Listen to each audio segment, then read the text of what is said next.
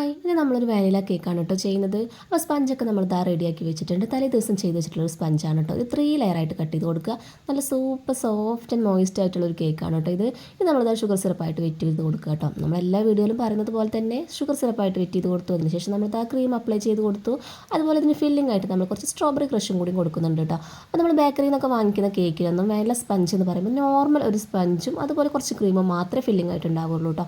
അത് നമ്മൾ ആഡ് ചെയ്ത് കൊടുക്കുന്നത് പോലെ സ്ട്രോബെറി ക്രഷൊന്നും ബേക്കറിയിലൊന്നും ആഡ് ചെയ്യാറില്ല. അപ്പോൾ നമ്മൾ ഹോം മെയ്ഡ് കേക്ക്സിൻ്റെ ഒരു പ്രത്യേകതയാണ് കേട്ടോ ഇത്. അപ്പോൾ ഇതൊക്കെ ചെയ്തതിന് ശേഷം ഇതൊന്ന് ഫൈനൽ കോട്ട് ചെയ്തെടുത്തതിന് ശേഷം ഒരു പാലറ്റ് നൈഫ് വെച്ചിട്ട് ഇതുപോലെ ഡിസൈൻ മുകളിലായിട്ട് ചെയ്ത് കൊടുക്കുന്നുണ്ട് കേട്ടോ. അതുപോലെ ഈ ഒരു ഡിസൈനും കാര്യങ്ങളൊന്നും നമ്മൾ എക്സ്ട്രാ റേറ്റ് വാങ്ങിക്കാതെ തന്നെയാണ് കേട്ടോ ചെയ്ത് കൊടുത്തിട്ടുള്ളത്. ഇതിന് ശേഷം ഒരു ബ്ലൂ കളർ ഇതിൻ്റെ സൈഡിലായിട്ട് ഇങ്ങനെ ഇതുപോലെ ഒന്ന് ചുറ്റിച്ച് കൊടുത്തിട്ട് സ്ക്രാപ്പർ വെച്ചിട്ട് ഒന്ന് ഫിനിഷിങ് ചെയ്തെടുക്കുക. അതിനുശേഷം നമ്മൾ ഈ പാലറ്റ് നൈഫ് വെച്ചിട്ട് ഇതുപോലെ ഒരു മേലേക്ക് ഇങ്ങനെ ആക്കിയിട്ടുള്ള ഒരു ഡിസൈൻ കൂടി കൊടുക്കുന്നുണ്ട് കേട്ടോ. പിന്നെ നമ്മളൊരു ട്രീ ആണ് കേട്ടോ ഇതിൻ്റെ മുകളിലായിട്ട് വരച്ച് കൊടുക്കുന്നത്. അത് നമ്മൾ ഈ ചോക്ലേറ്റ് ഗനാഷ് വെച്ചിട്ട് തന്നെയാണ് കേട്ടോ വരച്ച് കൊടുക്കുന്നത്.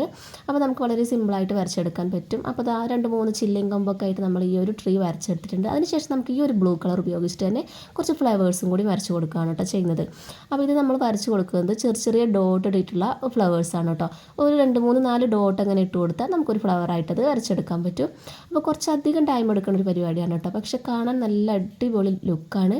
അപ്പോൾ ഇതുപോലെ എല്ലാവരും ഒന്ന് ട്രൈ ചെയ്ത് നോക്കണം കേട്ടോ. നമുക്ക് ആദ്യമായിട്ട് ചെയ്യുന്നവർക്കൊക്കെ ഈ ഒരു ഫ്ലവർ വരച്ചെടുക്കാൻ എന്തായാലും വളരെ എളുപ്പമായിരിക്കും കേട്ടോ.